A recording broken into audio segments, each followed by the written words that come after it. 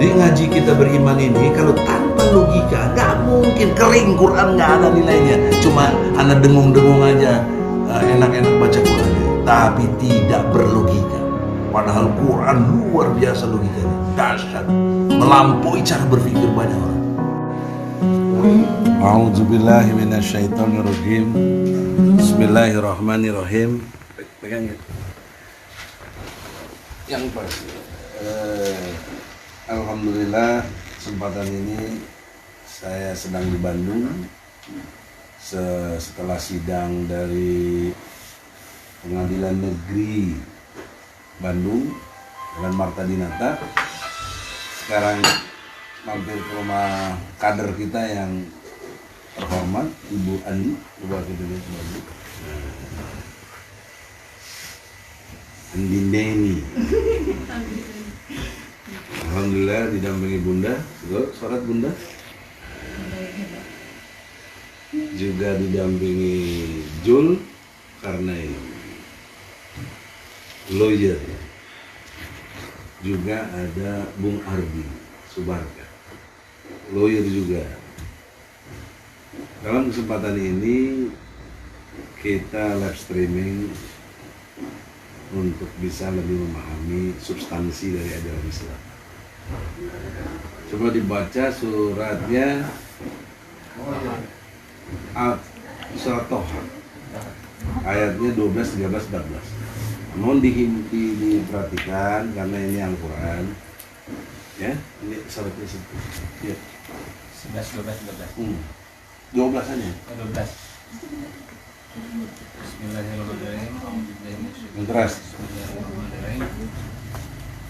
Sungguh aku adalah Tuhanmu, maka lepaskan kedua terompahmu, karena sesungguhnya engkau berada di lembah yang suci, tua. Dan aku telah memilih engkau, maka dengarkanlah apa yang akan diwahyukan kepadamu. 13. 14. Sungguh aku ini Allah, tidak ada Tuhan selain aku, maka sembahlah aku dan laksanakanlah sholat untuk mengingat aku. Kembali lagi yang 12. Sungguh aku adalah Tuhanmu, maka lepaskan kedua terompahmu, karena sesungguhnya engkau berada di lembah yang suci, tua. Ya, pertanyaan saya, semua boleh menjawab. Apa pemahaman kalian setelah baca ayat ini? Lepaskan kedua terompahmu. Kurang lebih apa tuh kira-kira? Kekuatan mungkin Pak. Terompah itu kan Kaki, ya, itu kaki. kayak bakyak Ya, gitu ya. bakyak. Sendal apa gitu-gitu. Karena kita mau masukin ke lembah suci, lembahnya yang Allah punya, maka lepaskan, copot, jangan dipakai. Batas wudhu. Iya. Pertanyaan seriusnya, apakah kedua terompah itu, nah gitu. Karena ini penting persyaratan untuk masuk beribadah kepada Allah. Innani anallah, aku ini Allah. Kamu masuki lembah suci, lepaskan dulu. Ini penting Mbak Nini, supaya ngerti tauhid itu luar biasa lah. Kamu punya adat gitu aja harus ditaati, apalagi di Quran. Ini Quran. Nah, coba supaya pemahamannya enak apa gitu ya? Lepaskan kedua terompahmu. Apa tuh? Berarti alat yang kotor itu dilepaskan ketika kita mau memasuki rumah suci. Gitu. Iya Pak. Apa kira-kira? Iya kan? Di sini enaknya ibadah tuh, ini live streaming itu bagus. Tiap hari kita lebih menambah keimanan kita kepada Allah. Jadi tidak doktrin. Kamu yang pegang handphone sendiri bisa nggak? Apa tuh? Kelihatan nggak semuanya kan? Kelihatan. Ayo. Billy, nggak dengar tadi masuk ya? Jadi perintahnya baca ya surat 12 itu. Surat 12. Lihat Google, lompat lah. Sungguh aku adalah Tuhanmu, maka lepaskan kedua terompahmu, karena sesungguhnya engkau berada di lembah yang suci. Nah, Berada di rumah yang suci. pertanyaannya, Ki, apa? Halo, Ya, kedua terompah itu apa? terompah. Kedua terompah itu ya. Berarti kalau menghadap Nah, Allah itu kalau harus lagi suci, ada yang ngomong gitu, Pak. suruh disuruh. Apa? Kalau menghadap Allah kita harus suci. Ya, persoalan pertanyaannya, apa kedua terompahmu itu? Apa kedua terompahmu itu? Berarti barang yang menyangkut di badan kita kan kotor itu, Bang. Ya, kita harus lepaskan sebelum menghadap kepada Allah yang suci gitu. Ya apa? Apa? Apa tuh, Pak? Nah, kamu kan jago bahasa Inggris, Iya. mestinya top tuh kalau nyanyi berat. Iya. Oke. Berarti ya. Nah, ini hebatnya Quran ini, Bu. Jangan main-main. Ini ayat udah 1442 tahun lalu. Ya. Ya kan? Kurang lebih 15 abad. Kok sampai hari ini masih aktual? Hari ini loh. Ya. Nah, boleh keliru, boleh nggak pas, namanya belajar. Betul. Menurut pemahaman. Ini pemahaman, bukan penafsiran. Saya nggak menafsirkan Quran. Tapi memahami apa kedua terompah itu. Satu pikiran, yang kedua perasaan. Ini yang sering mengganggu kita ketika ibadah. Inilah yang membuat kita dalam ibadah terganggu. Pikiran tidak konsentrasi, perasaan kita gundah gulana, dan lain sebagainya. Ya, sehingga ketika kamu mau memasuki lembah yang suci, nyembah aku, tinggalkan terompah. Kalau terompah dalam arti bakiak cuma dicopot gitu aja kan sederhana, nggak pusing. Ini tinggalkan terompahnya itu adalah apa tadi, Ki? Pikiran. Pikiran, perasaan. Nah, pintar. Harus nyambung. Bunda, Ya. kedua terompahnya apa? Pikiran, Dan perasaan, jangan nggak nyambung. Kalau Quran dibaca mesti dengar. pikiran dan Kalau perasaan. Egi nggak didengar nggak apa-apa. Tapi kalau Quran nggak boleh, mesti didengar. Tapi nanti pengadilan didengar ini. Oh iya, tadi hakim insya Allah lah. Atas izin Allah lah. Amin. Kalau Bunda nggak datang panggil kan nggak kejadian yang tadi gitu sih. Lalu berlalu begitu aja. Iya. Nah, kembali ke fokus ini. Ya. Pikiran dan perasaan inilah penghambat kita untuk beribadah kepada Allah. Di mana pikiran dan perasaan yang mempengaruhi itu namanya sekarang disebut ideologi. Ya. Dari mana saya tahu? Ada ayatnya. Coba di surat 45 ayat 23 24. Jadi logika kita gunakan untuk memahami, bukan menafsirkan. Memahami, oh kok begini, oh begitu. Faktanya gimana? Oh iya. Nah, sekarang baca coba. Surah 45. Ayat 23 24. Biologi dan Bismillahirrahmanirrahim. Maka pernahkah kamu melihat orang yang menjadikan hawa nafsunya sebagai Tuhannya dan Allah membiarkannya sesat dengan sepengetahuannya, dan Allah telah mengunci pendengaran dan hatinya serta meletakkan tutup atas penglihatannya. Maka siapakah yang mampu memberinya petunjuk setelah Allah membiarkannya sesat? Mengapa kamu tidak mengambil pelajaran? Nah, sekarang saya nanya. Apa mengambil pelajaran itu? Mengambil apa? Pelajaran. Banyak orang yang menjadikan hawa nafsunya seperti Tuhan. Afaro aita manitahaza ilahahu hawahu. Apa kamu nggak lihat? Banyak orang yang ambil, yang menjadikan hawa nafsunya seperti Tuhan. Jadi kita harus bisa definisikan apa itu Tuhan. Hawa nafsu bisa seperti Tuhan. Nah, ini Tuhan secara subjektif. Ya, sejak subjektif. Ini yang dimaksud Tuhan secara subjektif. Hawa nafsu, keinginan dan lain sebagainya itu namanya subjektif. Secara subjektif, Tuhan secara subjektif adalah sesuatu yang dianggap paling penting, dicintai, ditakuti, digandrungi, dituruti segala perintah dan larangannya, sehingga sesuatu itu menguasai dirinya, yang menjadikan dirinya mau dan rela diatur oleh sesuatu itu. Itulah Tuhan secara subjektif. Bisa diterima nggak? Bisa. Lalu datang ajaran Islam. Tidak ada Tuhan selain Allah. Kan begitu. Ini ajaran Islam ini tahu. Artinya apa? Tuhan secara subjektif tadi nggak ada. Kamu jangan kamu pentingkan yang lain. Jangan kamu takut kepada yang lain.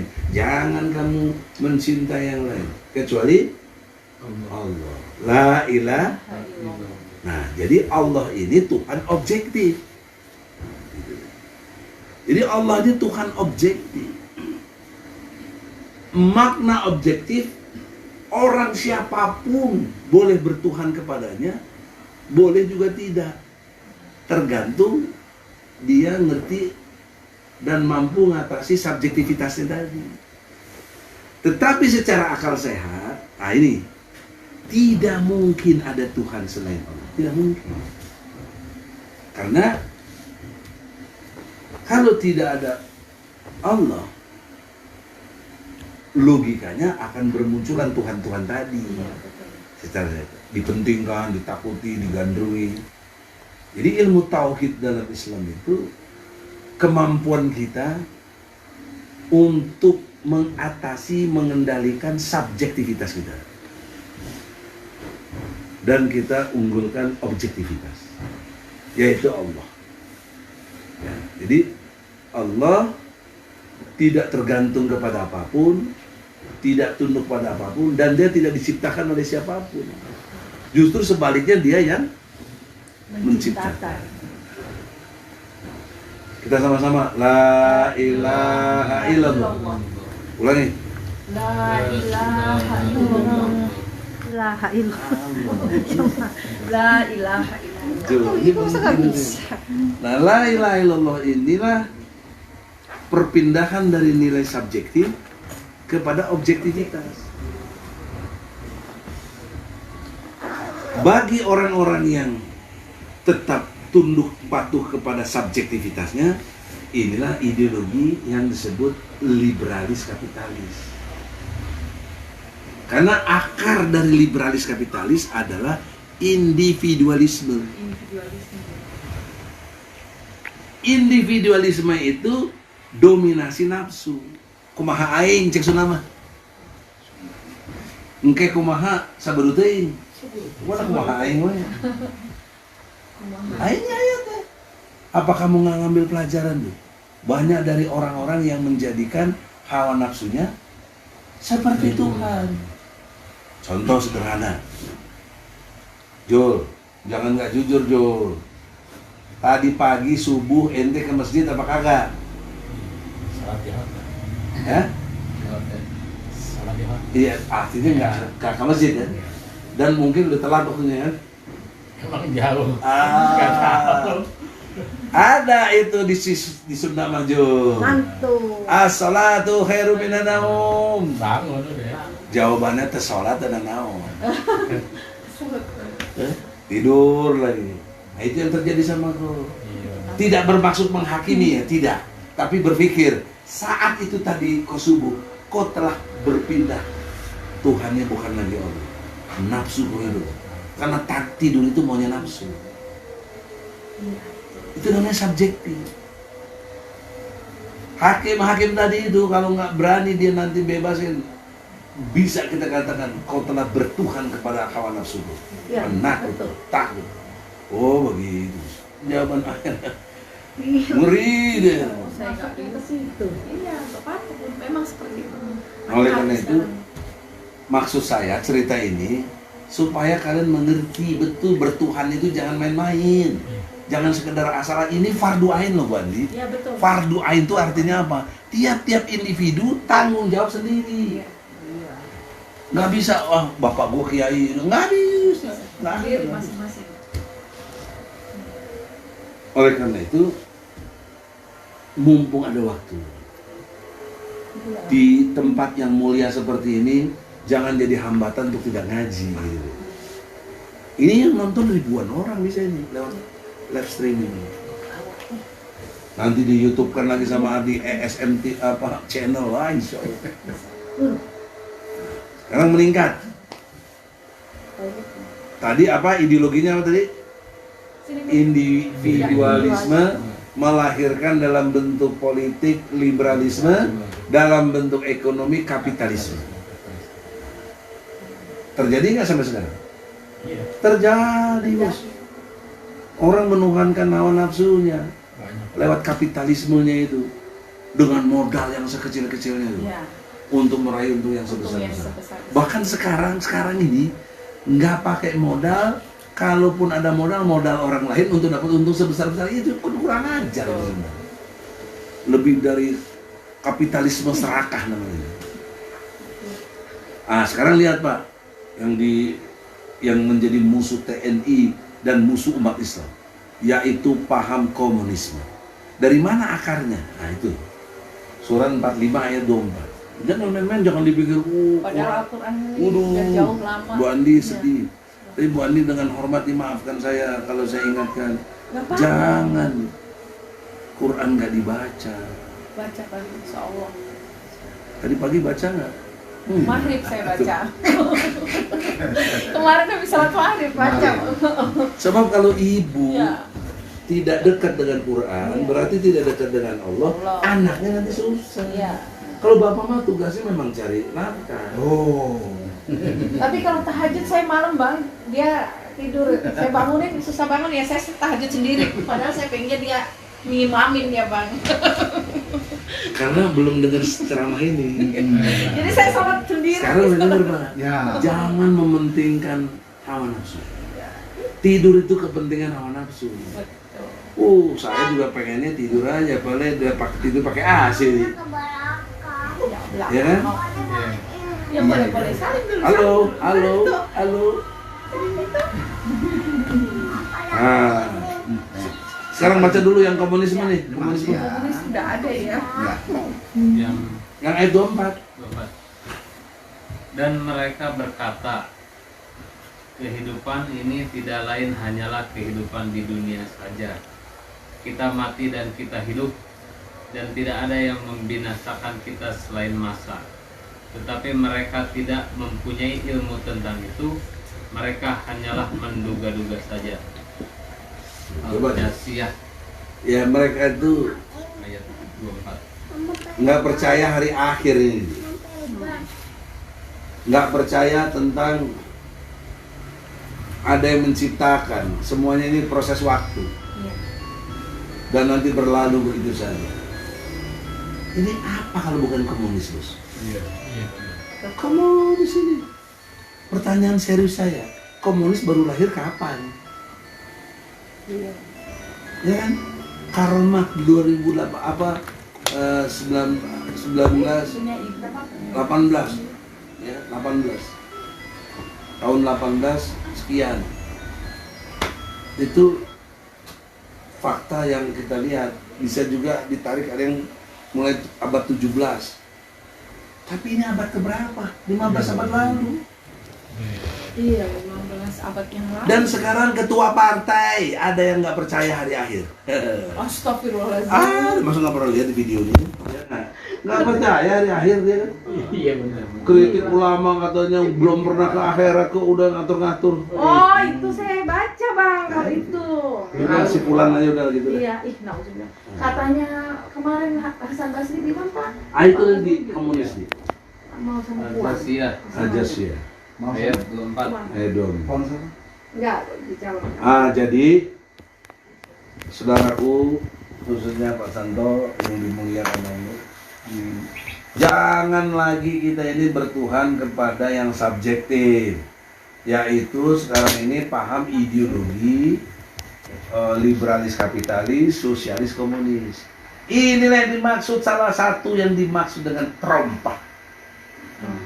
Ini pikiran-pikiran yang trompak ini harus dihilangkan. Jangan mempengaruhi cara berpikir. Kamu tidak akan bisa menghadap Allah, menyembah Allah. Kenapa kalau gitu kok nggak bisa menyembah? Ya bagaimana orang pikiran kamu masih mikirin yang lain? Nggak fokus. Kamu masih berpijak kepada perasaan-perasaan penakutmu dan lain sebagainya. Tinggalkan. Jika kamu ingin menyembahku, gitu kata Allah. Saya yakin ayat ini belum pernah kalian dengar dari kiai-kiai sama. Betul. Iya, Nggak paham. Nah, bayangkan Pak Santo kalau ini jadi doktrin TNI yang betul. Sabta Marga itu udah betul sekali itu, apalagi Sabta ketiga. Itu Sabta Marga ketiga itu menjunjung tinggi kejujuran, kebenaran, dan bertakwa kepada Allah Subhanahu wa taala. Serta membela kejujuran kebenaran. Serta membela kejujuran. Osju bedil ini. TNI itu osju bedil. Objektif, sistematif, jujur, benar dan adil. TNI, kita ini marga TNI. Luar biasa nggak Quran.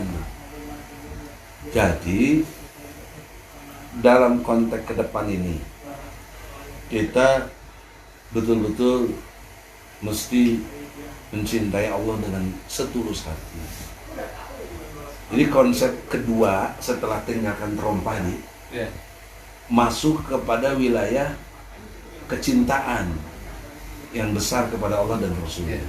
Di mana dalilnya surat 3 ayatnya 31. Jadi bukan kata Egy Sujana, Bu Andi. Betul, hebat Bu. Quran Egy ini udah terkelupas di sini. Subhanallah. Coba bayangkan Bu Andi, ini putraku ini didik yang benar. Amin. Ini nanti kebahagiaan orang tua itu di tangan dia ini, Pak Santo. Amin. Jadi kamu punya uang berapapun Pak Santo, untuk pendidikan dia bisa hafal Quran, kau biayai. Ingat omongan kita ini. Nanti jadi keturunan. Sebab gini Pak Santo, ini sulbi kamu, air mani kamu tuh jadi dia ini. Bukan orang lain. Gak ada istilah bekas anak. Mana ada? Kalau istri masih bisa bilang bekas istri. Kalau anak mana ada bekas anak gue, kagak bisa. Terus dia bilang ini bekas bapak gue, nggak bisa juga. Ini bekas ibu, nggak bisa. Kalau ini bekas suami saya, bisa. Makanya nama Saidah 3 kali mens. bisa diganti nama yang lain gitu loh.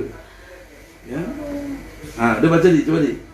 Surat 3 ayat 31. Karena ini persyaratan yang kedua setelah tinggalkan pikiran dan perasaan yang nggak benar.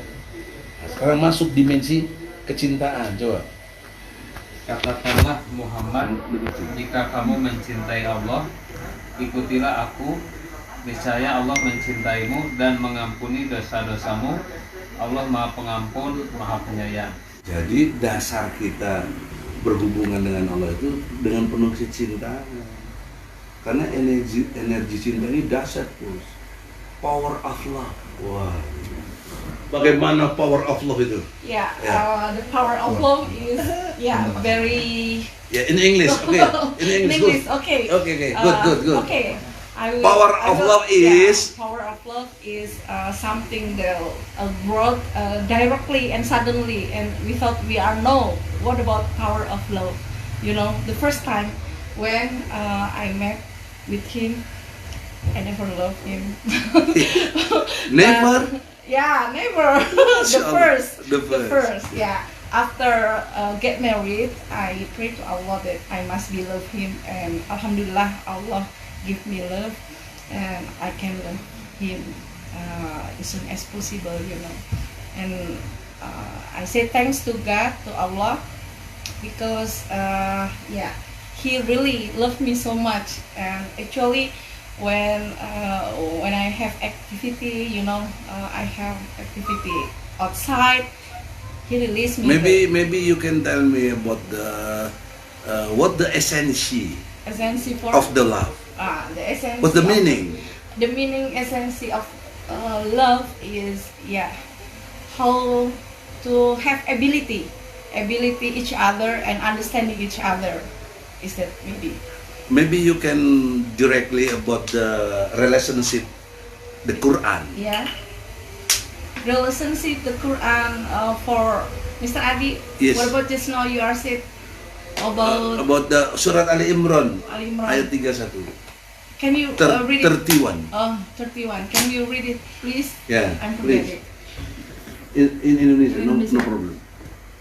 Katakanlah Muhammad, Ah, jika kamu mencintai Allah, ya. ikutilah dan Ikutilah aku. Niscaya Allah mencintaimu dan mengampuni dosa-dosamu. Allah Maha Pengampun, lagi Maha Penyayang. Maha Penyayang. Maybe you can explain this. Yeah, I explain about Allah will forgive all of human being if human being have a mistake and then they are tobat, so Allah will be forgive for them. Forgive for them. How about the follower or follow me or follow Allah? Follower of Allah, you Yeah. mean? I think every human being, for Muslim especially, love Allah. Yeah. Therefore, love is Love is something that we have great with our. why something, not something. Actually, I say something because the first time not directly full, full love. Yeah. I mean not something. So what you Because mean? love is feeling. Feeling, yeah. This is not something. Feeling to you like him or you like her. Yeah, but you will know about my story for past time. Actually, the first time I received about, tissue maybe I forgot. He give me, then I can't sleep well. I smell the tissue that that I always remember him. I don't know. Can you tell me about that? Can you tell me about that? That is the one of case, Yeah, not the essential. yeah, maybe. The essential love is the feeling. Yeah, feeling. He feeling love. Feeling combination from rationalitas Yeah, atau rationality. the essence for love. You mean? Yes, Yeah, yes. yeah, Yeah. maybe like that. And then love is the energy Energy for. for the you act to something. Oh yeah. So we can be love each other. You mean like that? Yes. Oh, see. Ya. Yeah. Oke. Ya. Kita sudah sedikit mengulas ya, esensi dari cinta adalah perasaan kita yang harus mengikuti kepada Allah. Nah, sekarang kalau udah tahu itu istilah cinta, ada nggak cinta kita kepada Allah? Itu yang saya maksud. Insyaallah. Ukurannya tadi paling tidak subuh. Kok nggak ke masjid? Kok nggak sholat? Itu. Kok nggak baca Quran? Saya salat. Tidak bermaksud ini. Artinya tadi ke masjid nggak pernah, rumahnya dekat ke masjid. Ya, tadi kita udah terlambat. Nah, Kiki sholat nggak? Ntar alasan lagi main lagi. Iya, part 1 dulu kita. Nah, tunggu sebentar, kita endingnya nih. Ini lagi masih ngaji nih. Ada tugas. Ini sebentar. Harus lebih hormati Quran. Iya. Nanti kita closing. Jadi dalam konteks urutan logis dari sistematika bertauhid, pertama kita mesti mengerti Allah dengan segala unsur dan apa yang Dia mau. Kemudian kita mencintainya. Yeah. dengan inti kita mengikutinya. Nah, itu satu. Jadi kita punya ukuran. Cinta sama si fulan tapi nggak mengikutinya, ya bohong. Bohong lah. Ya. Jadi oleh karena itu tahap yang ketiga nih, yang terakhir. Yang pertama apa? Hilangkan pikiran Ya. dan perasaan yang subjektif. Hilang, nggak boleh. Kedua, cinta. Love. Yang ketiga, apa kira-kira? Pengorbanan. What's the meaning pengorbanan in English? Sacrifice. What's the meaning? Sacrifice. Sacrifice. Yeah. Yeah. Sacrifice. Sacrifice. Yeah. Yeah. Bukan sovereignty. Bisa. Itu noun-nya dalam bentuk noun, kata benda. Iya. Sovereign. Iya, sovereign bisa. Nah, itu ada di Quran surat Al-Baqarah 237. 207 Bang. 237 apa 207? Mari kita lihat dulu. Saya sering baca Jadi, kalau Al-Baqarah, coba lihat. Nah, oleh karena itu dengan hormat ini terutama Pak Santo sebagai kepala rumah tangga, ini di sini kita ini proses pendekatan yang benar kepada Allah. Kalau kita ngaji kayak gini bener dilarang pun, aduh, subversif betul kepada Allah, kurang ajar ya. Iya. 207. Oh iya 207 ya. Namanya siapa? Muhammad Razik Al-Ghalib. Oh, Kan dari langit Bang waktu itu apa sih? Ini juga ada Mimpi. sejarahnya. gitu ya. Huruf alif dengan go, Bang. Gimana contoh ceritanya? Saat hamil 7 bulan ya. Mm-mm. Ini saat hamil 7 bulan. Sekitar jam 2 dia bermimpi. Iya. Dia melihat ke langit itu seakan-akan ada suara menggema 3 kali. Allah. Yang mendengar itu siapa? Saya. Iya, di dalam. Oh. Ya, 3 kali Bang. Hamil Allah, 7 Allah, bulan. Allah. Kemudian saya lihat ini kok seperti apa? Ada Waktu hamil Air 7 bulan. ya, Iya. air mengalir, Air ada mengalir, bunga-bunga bunga. gitu kan. Ini di mana sih gitu? Nah. Pas ini, tapi dia nggak mendekat, Bang. Saya panggil gitu, masih jauh dia dari saya. Nggak lama Allah. Terus terhapus pakai awan, muncul lagi alif fathah dengan go. Sudah itu aja. Alif sama go. Terus saya kaget, Bang. Astagfirullahaladzim. Langsung saya sholat, Bang. Itu sholat. Apa arti itu? Saya tanyakan ke Pak Ustadz. Golaba, kata Pak Ustadz itu golaba, yaitu kemenangan. Karena mungkin selama ini Mas banyak jauh dari Al-Quran waktu itu, katanya. Ya mungkin akhirnya inilah kemenangannya katanya. Nah dia khatam itu di atas, khatam Al-Quran di atas 40 tahun dulu Bang. Alhamdulillah Mas, tapi sudah khatam, alhamdulillah. Dulu jadi mulai hijrah itu, mau betul-betul ke arah Allah itu 40 tahun. Gitu, hijrahnya itu. Nah, alhamdulillah akhirnya saya tanya, apa golaba? Udah golib aja lah. Muhammad Razik Al-Ghalib. Razik itu rezeki. Gitu. Jadi Muhammad Razik Al-Ghalib. Oh, Razik ambil dari kata rezeki ya? Iya, rezeki. Jadi Ini Ya, Al-Baqarah 207. yang keras. Dan di antara manusia ada orang yang mengorbankan dirinya untuk mencari keriduan Allah, dan Allah Maha Penyantun kepada hamba-hambanya. Ulangi lagi. Dan di antara manusia ada orang yang mengorbankan dirinya untuk mencari keriduan Allah, dan Allah Maha Penyantun kepada hamba-hambanya. Coba lihat logika yang logis itu. Satu fenomena yang disebut keredoan Allah itu harus ditempuh lewat pengorbanan. Jangan mimpi kita mau dapat ridha Allah nggak pernah berkorban. Nah, kekeliruan kita berhenti hanya sampai potong kambing, potong sapi, kurban, Idul Adha. Itu dianggap pengorbanan, bukan lah. Pengorbanan yang sesungguhnya tadi dasarnya cinta. Nah, top nggak tuh? Dan hilangkan segala macam perasaan dan pikiran-pikiran.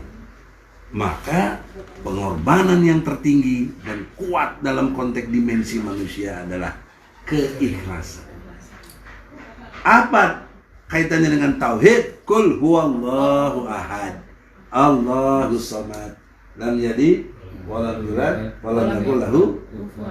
Tidak bermaksud mendikte, saya pengen kita semua ulangi. Qul huwallahu ahad, Allahus samad, lam yalid walam yulad walam yakul lahu kufuwan ahad. Inilah jenis keredoan Allah yang tertinggi, yaitu keikhlasan kita. Kalau kamu ikhlas Tuhan ya Allah, kul, katakan, nggak ada yang boleh ngatur-ngatur kamu. Tadi kembali yang tadi, nggak ada yang boleh kamu takuti. Kul, kata. Dan juga tidak ada yang bisa memberanakan atau diperanakan, dan nggak ada yang nyerupainya. Laisa kami sedihi syai'u. Itulah eksistensi Allah, keberadaan Allah kita ini, yang kita harus cintai, bukan kita junjung tinggi tapi tidak berdasar kepada cinta kasih, nggak bakal diikuti nanti. Nah, tidak bermaksud mendikte, tapi kurang lebih inilah persepsi yang benar. Kenapa benar? Karena dia dari Quran. Ada nggak dari tadi saya ngomong di luar Quran? Tidak ada. Nah, dengan demikian semoga kita dapat hidayah. Amin. Apa itu hidayah? Coba. Hidayah suatu yang turun kepada kita dari Allah untuk hijrah lebih baik dari sebelumnya. Intinya adalah petunjuk. Ya, Betul? betul. Apa itu petunjuk? Karomah. Petunjuk itu maksudnya karomah. Petunjuk itu adalah Al-Quran. Oh iya. Al-Quran adalah petunjuk. Karena ini yang Allah mau. Inilah petunjuk, guidance-nya Allah itu ini. Yang terang benderang. Yang furqan, yang membedakan hak dan batil.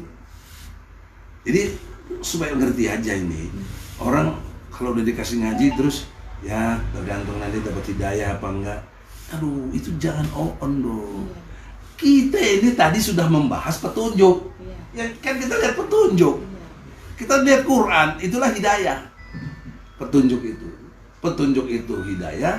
Hidayah itu Al-Quran. Al-Quran itu petunjuk. Nah, gitu. Clear ya?